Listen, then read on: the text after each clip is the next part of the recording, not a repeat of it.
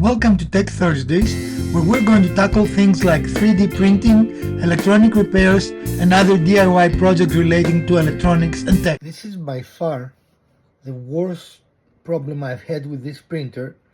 As you can see, there is a blob of filament all over my print head.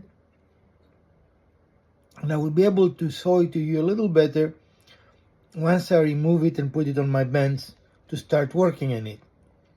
But have you ever had anything worse than this? I think this is my absolute worst. You see it's all over. Alas, Professor DIY from Future here. I said that was the worst I've seen. Here is the worst I've seen on my second test print. And I figure out that I will show you in a moment using a piece of paper, that I figured out that my Z offset was incorrect. And it was actually very close, and that's what was causing this mess. So after the repair, this happened again. Very, very intrigued by this, and I'm not even sure I can save this hot end. I might have to replace it. So we start by removing the filament and the connector. Very hard to do with one hand. The filament and the connector from the head.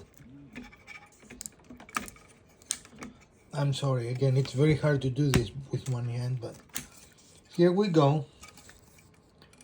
We have removed it, and the next step will be to remove the head. So let me show you underneath and show you how the problem looks like, and then we're going to put it on the bench and take a closer look. I've removed the head, and here is a better view of the mess here.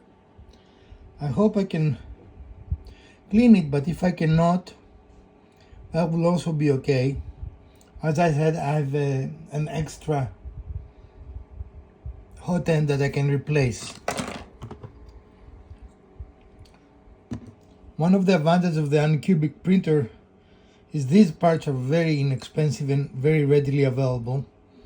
So I've been in the habit of having a couple of them, even though I've never had the need to replace one. Not sure how I did not notice that while printing, but you can see here is the silicone sleeve, and you can see a blob there as well, plus it is filled with filament inside. As you can see, this came off the print head, so clearly I will have to remove that, replace that. And luckily I have several of those sleeves, so that will not be a problem. They're very inexpensive, and I have about 8 of them as a backup. But you can see the level of the problem there. Unbelievable. Unbelievable.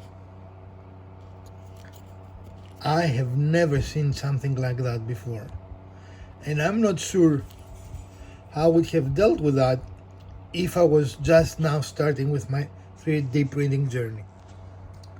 I'm not sure how it continued printing, because it continued printing until this fell off, and only then I realized something was amiss, there was a problem. So I am just baffled on how that printer continued printing. We only need to unplug this, and the fan shroud has been removed, and we should be able to access the hot end. This specific printer, 2 set screws hold the hot end, and once we remove them, our hot end is out. And look at the mess we've made it. Hopefully I can find a way to repair it. Otherwise, as I said, I will simply replace it.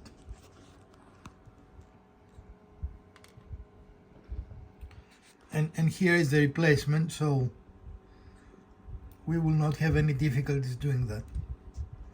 In any case, I will give it a try. I will give a try in trying to fix it and see if I can take care of it, but if I cannot, so be it. To ensure that there are no issues in the extruder without taking it off, I am simply putting a jammer, a piece of metal that it is the correct diameter, through it, and it can clearly come out without any difficulties, and that will allow me to continue without having to remove all the screws and taking the extruder apart which more than likely is not the issue in this specific instance. I've successfully removed quite a lot of the deposit, but not all of it. And I think I need like a little flame or something to burn the rest. I don't think by physically removing it I will be able to get this back to working order. But we're going to do our best. Unfortunately, I don't have a second person here to film me. But what I'm trying to do is probably use a butane torch and try to get this totally clean and then reinsert it and see if we're going to be able to get it going again, or we're going to need to replace it. Let's hope we don't have to replace it, even though it's only a few dollars. It's not a very expensive part. So I've cleaned as much of the filament as I could from the hot end, but it is still not clear. As you can see, it still has filament.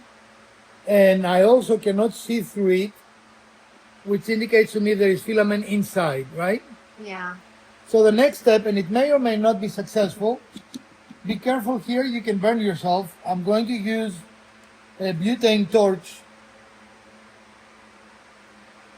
So I'm going to hold it with the pliers.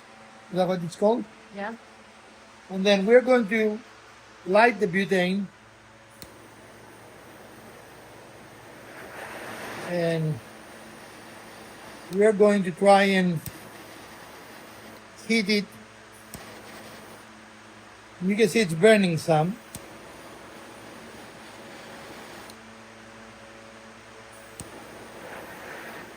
And we might not be successful, I don't know.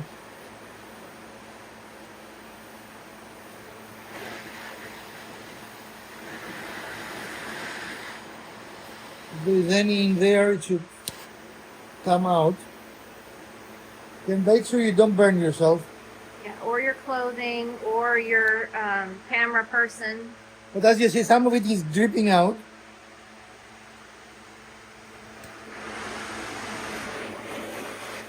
Now these are very inexpensive, so it might not even worth what I'm doing, right? It might worth replacing it. But I just like to try things.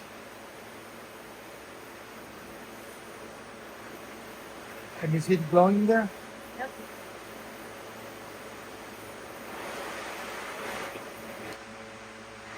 So definitely things are burning, right? Oh, yeah. And you can smell it. Well, you cannot on video, but It's not smell-o-vision. but you can smell it, Mrs. DIY. Yes. And of course, if we burn the wires, we're going to destroy it. So make sure you don't burn your wires.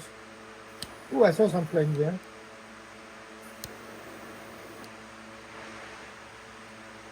Maybe it's enough. I don't know.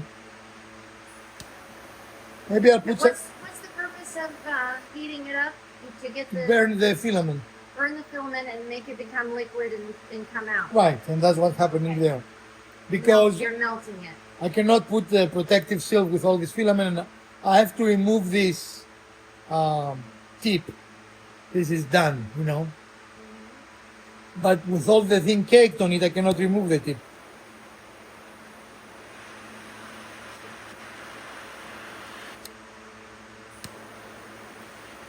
So now I'm going to have to let it cool.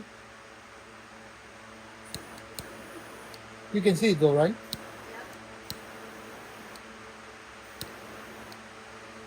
So we're going to let it cool. And tomorrow maybe I will submerge it to some acetone to clean any residue. And make sure this is very, very hot. And I'm going to put it in the only metal I have here, which is this. Do not make the mistake of touching this. This is extremely hot. Very dangerous, right? Mm-hmm. And put it on something metal, otherwise you can damage, you can set something on fire. What about concrete? No, concrete is fine. All right. All right, so our next step is to clear the impurities from our hot end, which is here. We have burned it to burn the, what do you call it? The filament? Yeah, off. Really? Okay. And now we're going to leave it in a bath of acetone for a few hours. And then we're going to wipe it and try and see if it works. Okay. Exciting, huh? Very. One sleep later. I got busy and forgot about the hot end, so the acetone all has actually evaporated, but that is okay, that is not a problem.